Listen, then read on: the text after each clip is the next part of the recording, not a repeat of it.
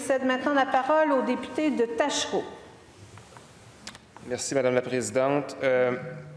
J'imagine que je ne suis pas le seul au Québec, puis je sais que j'en parle souvent avec mes collègues là, dans la formation politique, mais je suis sûr qu'on n'est pas les seuls au Québec, chez Québec solidaire, là, à recevoir des cas d'augmentation faramineuse de loyers dans nos bureaux de circonscription. Je regarde les collègues, là, puis je vais dire des statistiques tantôt, puis particulièrement pour les gens de Québec, vous allez voir, j'ai des statistiques qui font froid là, dans le dos, c'est épouvantable.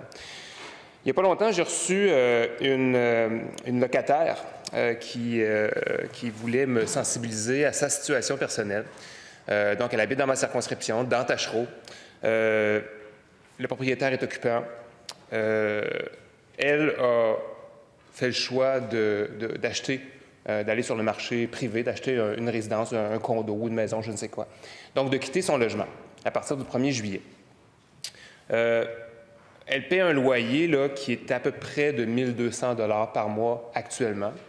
Quand elle a annoncé, donc en décembre, donc elle a pris les devants, là, quand elle a annoncé à son propriétaire qu'elle voulait quitter, le propriétaire a dit « Pas de problème, tu peux essayer de trouver quelqu'un. Si tu trouves quelqu'un, si c'est quelqu'un de ton entourage, quelqu'un qui est dans ton cercle d'amis, dans tes amitiés, dans ton réseau, et que c'est une bonne personne, je vais accepter de lui louer. Mais le loyer passera à près de 1 700 $.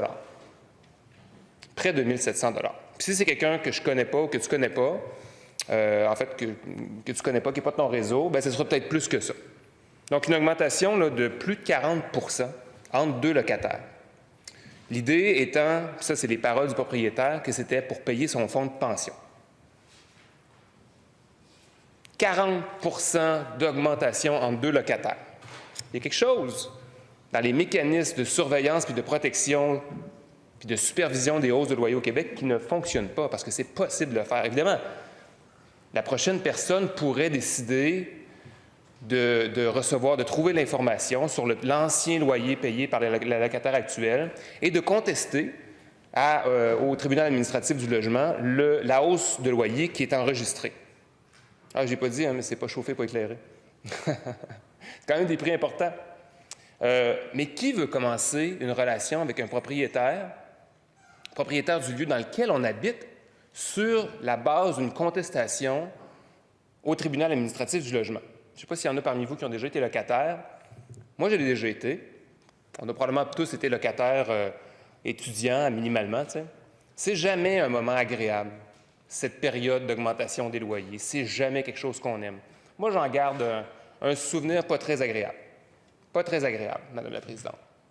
Toujours cette incertitude de voir son logement repris, toujours cette incertitude de voir son loyer augmenter de façon importante et devoir aller se battre à la régie du logement pour faire reconnaître ses droits, toujours en étant en chicane avec un propriétaire qui possède le lieu dans lequel on habite, le cocon dans lequel on est supposé se sentir en sécurité chez soi. Bien ça, Madame la Présidente, là, beaucoup de Québécoises et de Québécois le vivent. 40, même plus que 40 % d'augmentation entre deux locataires, ça passe à travers les mailles du filet, bien trop souvent, Madame la Présidente. Puis pourquoi les prix sont si élevés que ça? Pourquoi les propriétaires se permettent de faire ça? C'est parce que le marché est super resserré, puis parce qu'il n'y a pas assez d'offres de logement qui est hors marché. Quand on regarde juste le prix du logement, là, pas le prix du logement, mais l'état du logement locatif privé à Québec, parce que c'est là ça que je vais vous parler, sachez que le taux d'inoccupation est de 0,8 % pour la Ville de Québec. 0,8 %.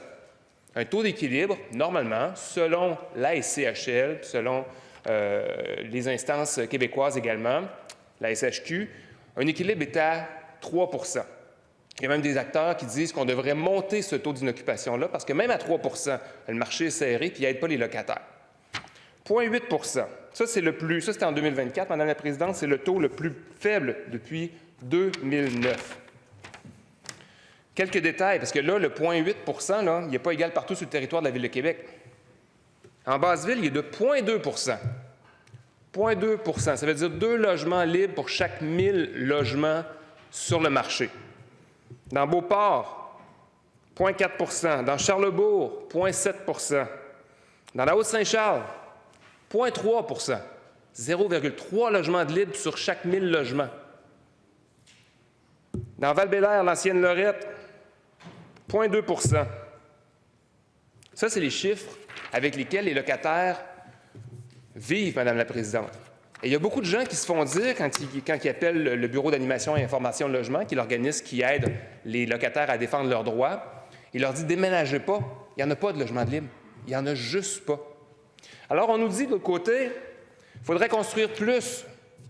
Puis après ça, on nous dit, puis je reprends les propos de la députée de Labelle, que du côté gouvernemental, on tient compte des dynamiques du marché, qu'on a des positions qui sont pragmatiques.